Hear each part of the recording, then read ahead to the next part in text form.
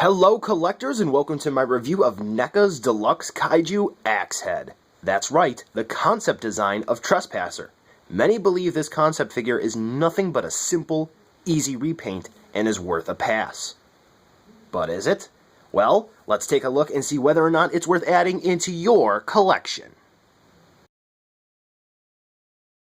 I believe the main reason people will be looking to get Axehead will be the unique coloration found on it.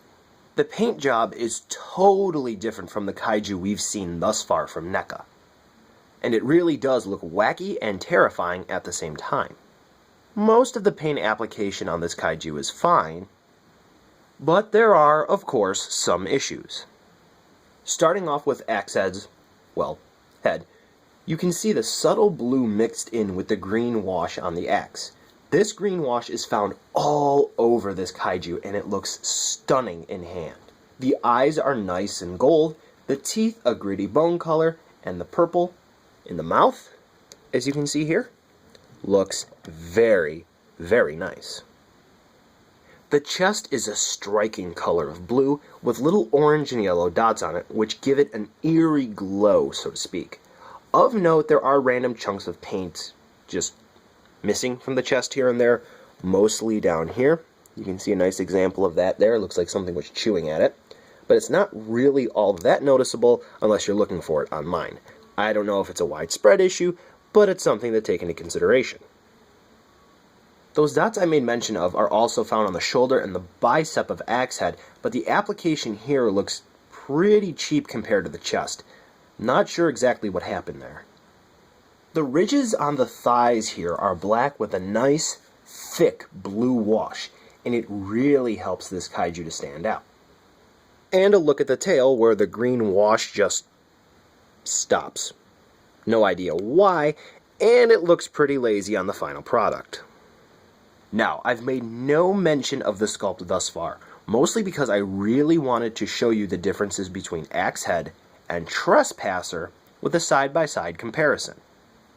First, the head is different between the two. The axe on Axehead looks a bit worn down, where the edge is very nice and clean on Trespasser. Also of note, Trespasser has 4 bumps on the back of his head, whereas Axehead only has 2. Next up, the hands on the two kaiju are different. Trespasser uses the knife head hands, whereas Axehead uses scunners. And as you can see, the same thing is true for the little hands. Trespasser uses knife head, Axehead uses stunner. Moving down, Axehead has these huge spikes sticking out of its shin, which no other kaiju has. Finally, the back. Trespasser has this huge sail, while Axehead uses a modified version of Knifehead's back piece. So when it comes down to it, really, Axehead isn't just a very simple repaint of Trespasser. There are objectively new parts which are used for this guy. So in Axehead's own right, it's very unique. If you have any of the other deluxe kaiju in the line, well, you already know exactly how the articulation is for Axehead here. First up, Axehead's mouth, the jaw on a hinge, opens and closes. But unfortunately, in a neutral position, you're not really going to be able to get the mouth to open too far because it will collide in with the chest sculpt here. But realistically speaking, thanks to the fact the neck is on a ball joint, you can move the head around. So this way you can get the mouth to open really wide like that. And the neck is on a ball joint. So you can get plenty of movement there, spinning around. It's pretty sweet. Moving down to the shoulders, the typical swivel hinge you've come to expect from the Deluxe Kaiju. Swivel in one direction, and they move on a hinge in another, as you can see here. And the elbows are on the same sort of joint, and as you should come to expect, normally they're craptacular. However, on mine, the left one, it's not plugged into the bicep all the way in the factory, so objectively it is a quality control issue, but it's a good one, because the range of movement is much better, because the post isn't plugged into the bicep all the way, as I said. So if you wanted to take a blow dryer to that or hot water and heat this up, and you can just pop the elbow out a little bit, you're going to get a lot more movement. I have a video up on my channel on how to heat up parts of your action figure, so I'll go ahead and link to that in the description. Next up, the wrists for the big arms. Ball joint, so you can move the hands around pretty well enough. I mean, these types of hands, you're not really going to get too much movement out of them, but that's alright.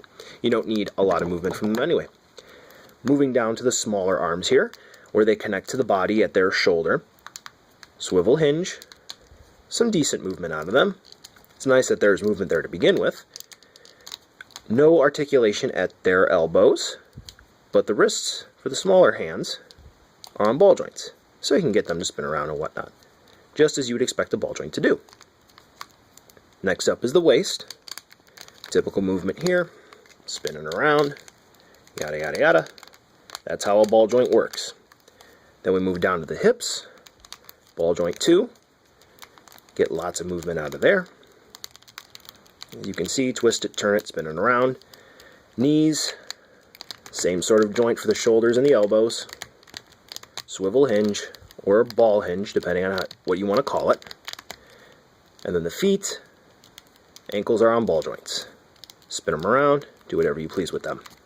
And the last point of articulation here, the bendy wire tail.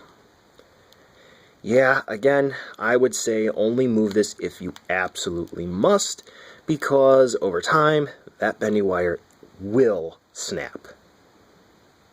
So, as you can see, Axehead's articulation is basically the same as all the other Deluxe Kaiju in the line. It's not really bringing anything new to the table, but overall, the body design is pretty nice, except for those elbows. Since Axehead uses the Deluxe Kaiju body, you should already be able to guess that he's pretty big. To begin the size comparison, here's Axehead alongside some Ultra Acts. Here's Axehead alongside some of the SH Monster Arts figures. Here's Axehead next to some of NECA's Godzillas. Finally, entering the world of Pacific Rim, here's Axehead alongside the Series 3 Cherno Alpha and the Series 1 Gypsy Danger from NECA. And alongside the Toys R Us exclusive Clean Knife Head and the Series 2 Leatherback. And finally, standing side by side with Trespasser. So as you can see, if you have other Kaiju from NECA, you already know how big Axehead's going to be. And if you don't, you now know that Axehead is quite the big Kaiju. So, buy Axehead now, skip it, or wait for a deal. Axehead isn't a simple repaint of Trespasser, because it also features new parts. It looks great, and I like to think of it as a stylized version of Trespasser, sort of like the stylized Godzilla vinyls. Articulation is the same song and dance. You know what to expect. Good, except for the damn elbows. Overall, Axehead is a decent addition to the NECA Pacific Rim line, but it's a figure no one really asked for. From a business standpoint, it makes sense why NECA made it. You can army build your Kaiju, and it gives collectors another chance at getting the readily available Trespasser, but still, this isn't exactly a must-have release. If you can't find it or don't want it, it's nothing to really lose sleep over. But if you do get Axehead here, you shouldn't have any regrets.